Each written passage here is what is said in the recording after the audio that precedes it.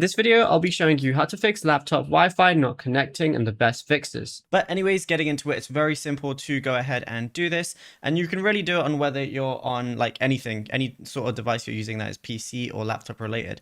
So what you want to go ahead and do is at the bottom, you're going to see a few different options. Now I'm currently connected to Ethernet, but all you want to do is click this little icon because it highlights both of these. And you're going to see Wi-Fi is one of the options. So I can click this right now, but what I want to do is I want to manage Wi-Fi connections. Firstly, go ahead and turn Wi-Fi on, and then it's going to show any different networks. So what I want to do is connect to whichever Wi-Fi network you want. So in my instance, I'm going to choose this one, and then I'm going to click connect right here. And I want to also make sure it says connect automatically. I want to make sure that it's checked so that whenever I go on my PC or laptop, it's going to connect to this automatically. Then once you're here, all you got to do is enter your password, and then literally it's going to connect, and it's literally as simple as that. You can also go over to more Wi-Fi settings and show more available networks here, manage known networks, and then that's literally it. You'll be good to go after that. There's nothing else to it. But if you found this video helpful, be sure to drop a like and subscribe,